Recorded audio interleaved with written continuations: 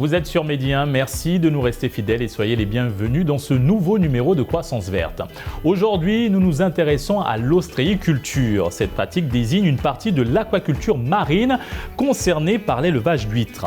L'ostréiculture s'effectue en parc sur Beauchot et va de la naissance des huîtres jusqu'à leur expédition par l'ostréiculteur. Il existe différentes méthodes d'élevage, mais la plus rentable est celle en eau profonde qui offre plusieurs avantages, surtout au niveau du rendement. L'élevage d'huîtres est aussi pratiqué au Sénégal et l'équipe de Croissance Verte s'est rendue dans le sud du Sénégal pour voir comment les femmes ostréicultrices s'organisent pour faire de cette activité une rampe de lancement vers leur indépendance financière. Le tout en mettant un accent particulier sur la préservation de l'environnement. Et pour avoir un éclairage sur l'émergence de l'ostréiculture au pays de la Teranga, nous sommes avec Madame Diop Ndeifatou Martinia Gomis, chargée de suivi et évaluation à Enda Energy. Merci d'avoir accepté notre invitation. C'est moi qui vous remercie de l'invitation. Soyez la bienvenue sur le plateau de Croissance Verte. On se retrouve ici juste après notre reportage. Il est signé Jean-Paul Ndour et Bachir Yazbodian.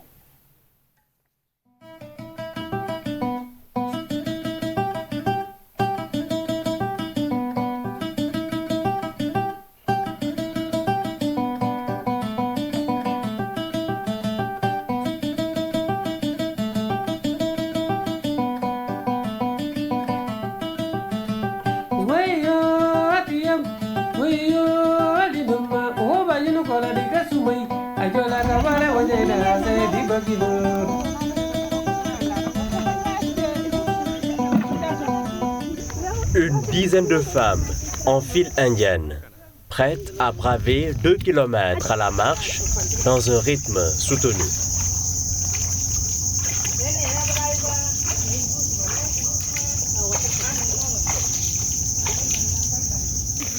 Le soleil darde impitoyablement ses rayons. Le chemin est sinueux et épineux. Le tout dans une gaieté déconcertante, faite de chants et de danse.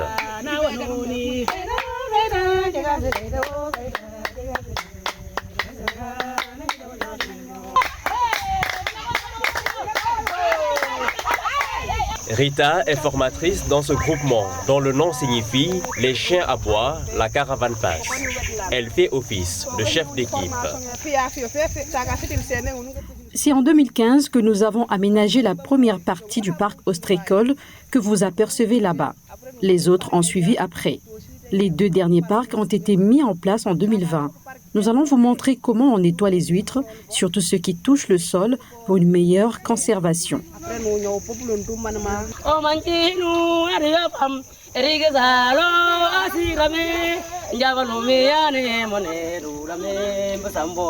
Le groupement a 29 ans d'existence. Aujourd'hui, une quarantaine de femmes y a adhéré. Elles sont toutes des femmes mariées, soucieuses du devenir de leur village.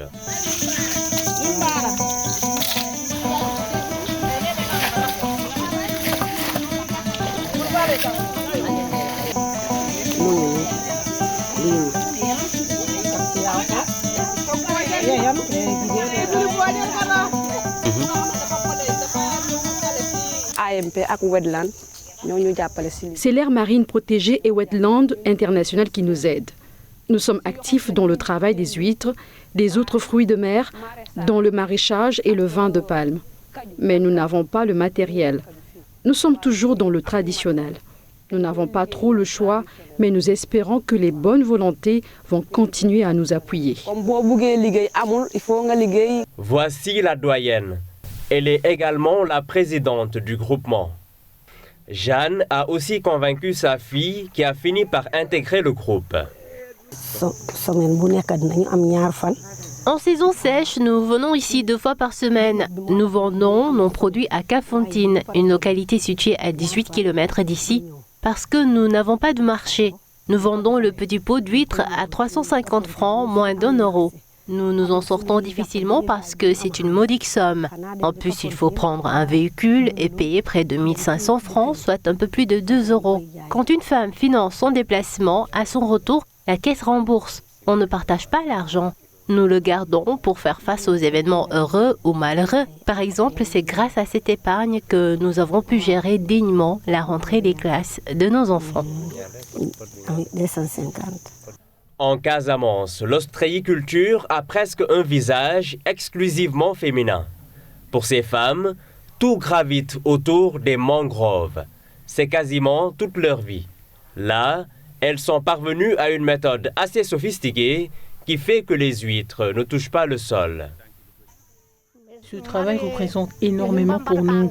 Nous appuyons nos maris dans la dépense quotidienne et franchement, nous n'avons aucun problème pour la scolarité de nos enfants grâce aux revenus générés par les huîtres. La bravoure des bonnes dames de la basse Casamance n'est plus à démontrer, mais leurs moyens limités constituent un frein à l'expansion de leur activité. Les failles sont d'ailleurs bien identifiées. Certaines femmes ont porté des gants, mais ils ne sont pas de bonne qualité. C'est pourquoi je n'ai pas amené les miens. C'est connu que les huîtres détériorent facilement les gants. Nous avons besoin de chaussures appropriées. Parfois, nous avons de vilaines blessures aux pieds.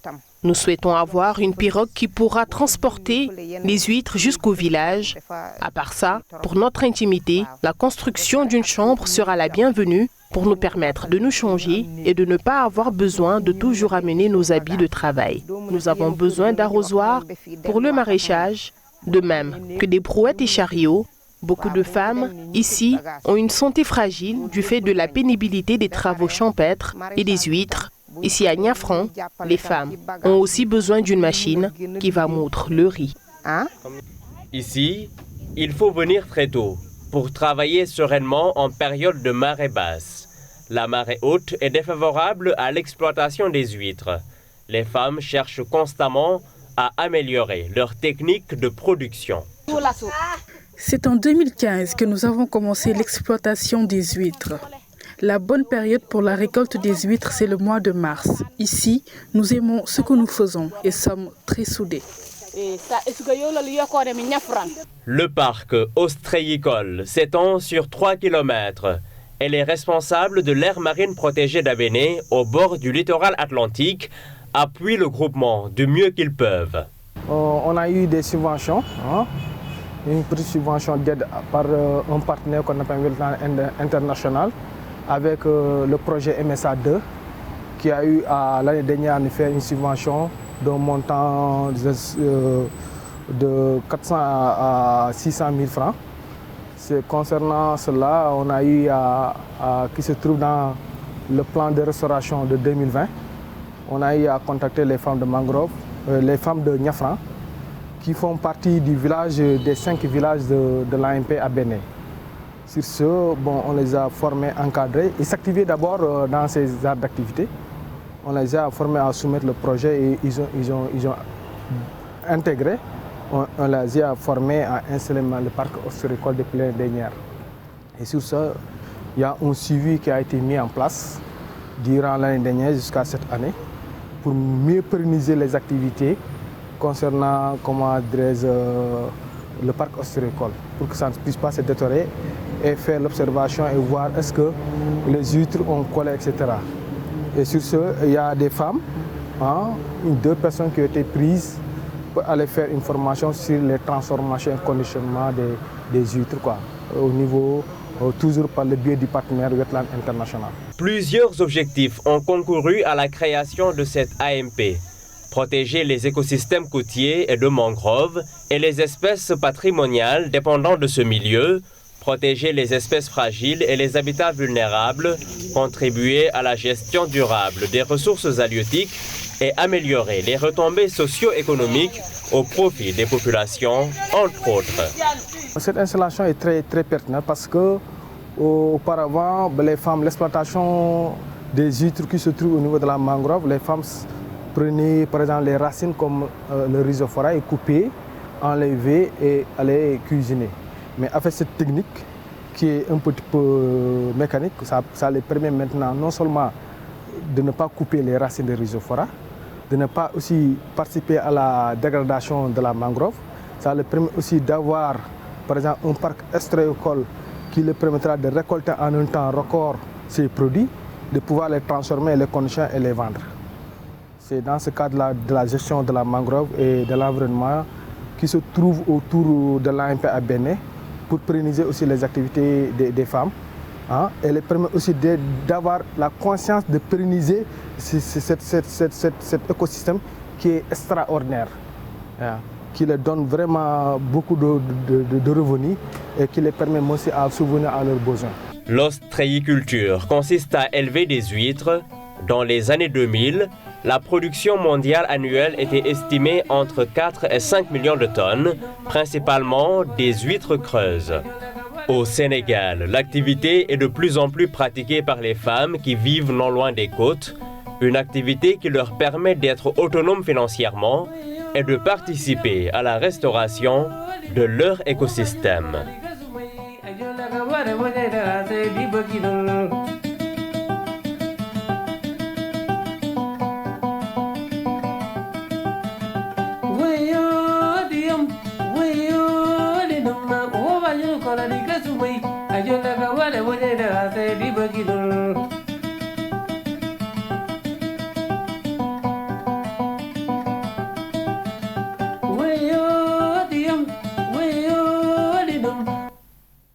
De retour sur le plateau de Croissance Verte, nous sommes à présent avec Ndeye Fatou Martinia Gomis Diop, chargée de suivi évaluation à Ndeye Energy. Madame Diop, comme vous l'avez vu dans le reportage, les femmes de Niafran développent des activités génératrices de revenus, mais dans le respect de leur environnement, donc sans dégrader leur écosystème de mangrove. Que pensez-vous de telles initiatives? De très belles initiatives, des initiatives à encourager et à saluer, surtout dans ce contexte où il y a une rareté des ressources naturelles. Donc aujourd'hui, on est ravis de voir que de plus en plus les gens sont conscients que l'on peut exploiter les ressources naturelles sans pour autant dégrader l'environnement qui nous entoure. Ceci permet non seulement de soutenir l'économie locale, mais aussi d'aider ces femmes à s'autonomiser et à gagner leur vie. Alors, comment former ou amener les populations vivant dans ces zones côtières à exploiter les ressources marines de leur terroir tout en préservant les milieux naturels? Pour les aider à préserver ces milieux naturels et à en même temps gagner leurs revenus, il est important de les renforcer en compétences à travers les sessions de formation, mais aussi ça passe par une bonne sensibilisation. Parce que s'ils sont sensibilisés, je pense qu'ils pourront exploiter des ressources et gagner leur vie. Les femmes représentent environ 90% de la main-d'œuvre dans la chaîne de valeur de l'huître au Sénégal, ce qui peut fournir jusqu'à 6 000 emplois environ. Qu'est-ce qui explique cette forte présence de la junte féminine dans le secteur de l'ostréiculture et de la conchiliculture? L'explication qui pourrait être fournie par rapport à cela, à cette domination des femmes dans ce secteur-là, pourrait être d'ordre socio-économique. En général, on voit que dans ces zones, que ce soit dans les îles du Saloum qu'en Casamance, les hommes s'activent généralement dans la pêche. Ils partent en campagne, c'est eux qui conduisent les pirogues motorisées. Et les femmes de leur côté, après s'être occupées de leur ménage, s'être occupées de leurs enfants, et quand la marée est basse, elles partent dans la mangrove pour pouvoir récolter ces huîtres-là et gagner des revenus pour subvenir aux besoins de leur famille. L'ostréiculture a été identifiée par le gouvernement du Sénégal et par la Banque mondiale comme un secteur clé du développement durable. Comment rentabiliser davantage ce secteur aujourd'hui? En effet, ce secteur est clé et très prometteur, notamment pour les jeunes qui désirent s'investir davantage dans cette filière-là. D'autant plus qu'on sait que le Sénégal dispose de bonnes potentialités pour explorer ce secteur. Le Sénégal dispose d'écosystèmes très variés, très riches en biodiversité. Le plus souvent, les ostréicultrices et ostréiculteurs sont réunis en groupement d'intérêt économique, GIE, que ce soit dans le delta du Saloum ou en Casamance, dans le sud du pays. Quel est l'impact de ces GIE dans le développement local de ces populations? C'est un atout majeur pour ces GIE de s'organiser, pour ces personnes de s'organiser en groupement, parce qu'on sait que c'est plus attractif pour les partenaires financiers, parce que l'expérience a montré que les partenaires préfèrent s'investir dans les GIE formalisés, professionnalisés, que de s'investir dans les individuels. Mais aussi, Cela permet un partage d'expérience parce que si chaque membre vient ajouter son savoir-faire au groupement, cela ne peut être que bénéfique pour ce groupement-là. La chaîne de valeur ostréicole représente un gros potentiel pour les femmes de cette zone sud du Sénégal, mais il se pose le défi de la production en grande quantité. Alors, comment augmenter les revenus des femmes à travers l'amélioration du système de production? Il est vrai que, comme je l'ai dit tout à l'heure, il y a de fortes potentialités, mais une faible production dans le domaine de l'ostréiculture. Donc, il est nécessaire aujourd'hui de moderniser ces techniques de production, soit en s'inspirant d'autres modèles, pour pouvoir aider ces femmes-là, aussi les renforcer en compétences, les former pour qu'elles puissent produire en quantité et pourquoi pas exporter, s'ouvrir au marché extérieur. Vous êtes chargé de suivi et évaluation à l'ONG Enda Energy, où vous avez eu à travailler sur un projet de pêche durable, programme qui rejoint à peu près ce que font les femmes de Niafran à travers le reportage que nous avons vu à l'instant. Qu'en est-il de votre projet de pêche durable? Pouvez-vous nous en dire plus? Oui, le projet pêche durable, c'est un accompagnement technique pour une mise en place d'une filière durable de pêche dans la zone de Djirnda. Elle intervient principalement dans la commune de Djirnda.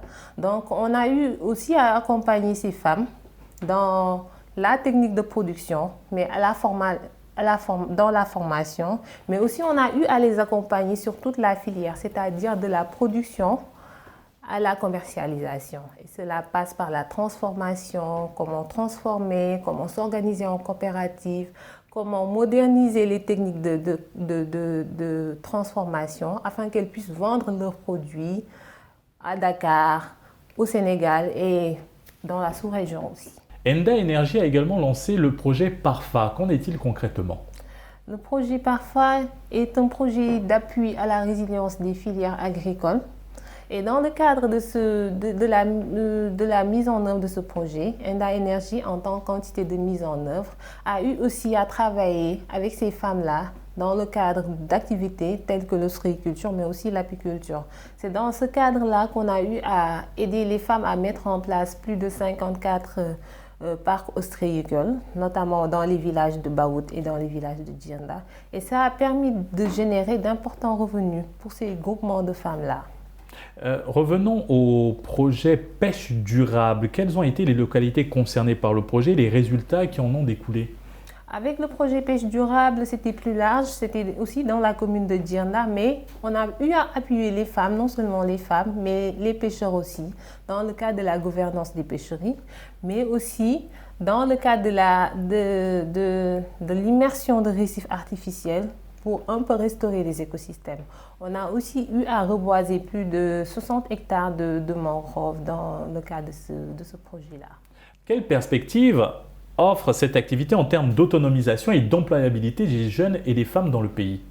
En effet, cela aide ces jeunes-là et ces femmes-là à s'autonomiser dans la mesure où cela permet une restauration des écosystèmes. Aujourd'hui, avec l'immersion de récifs artificiels, on note qu'il y a un retour des espèces que l'on n'avait pas vu auparavant. Madame Diop, quels sont les dangers que pourrait engendrer une forte industrialisation de l'élevage d'huîtres? Une forte industrialisation de l'élevage d'huîtres peut engendrer des conséquences nocives dans la mesure où le fait de vouloir produire en quantité va amener sûrement à utiliser des substances chimiques qui ne sont pas adaptées à l'écosystème, qui sont nocives pour l'écosystème. À l'image des pays développés, par exemple, qui utilisent des organismes génétiquement modifiés et OGM. des substances, oui, pour un peu réduire les attaques sur les huîtres, parce que les huîtres sont des organismes fortement attaqués et très vulnérables, peut amener aujourd'hui à des problèmes de santé, comme on le voit dans l'agriculture aujourd'hui. Madame Diop, encore une question avant de clore cet entretien. Quelles conséquences les effets néfastes des changements climatiques pourraient avoir sur la filière ostréicole? Tout comme de nombreuses filières, la filière ostréicole n'est pas épargnée par les effets néfastes du changement climatique. On sait que les huîtres, dans la mesure où on sait que les huîtres sont des organismes très vulnérables, très sensibles aux paramètres climatiques, à des paramètres tels que le pH de l'eau, la turbidité de l'eau. Et le fait que cela soit modifié par les effets du changement climatique pourrait impacter sur leur grossissement, ils peuvent mourir très prématurément. Merci Madame Diop pour cet éclairage. Nous rappelons que vous êtes chargée de suivi et évaluation à Enda Energy. Merci à vous. Et merci à vous d'avoir suivi cette émission. Très bonne suite des programmes sur Média.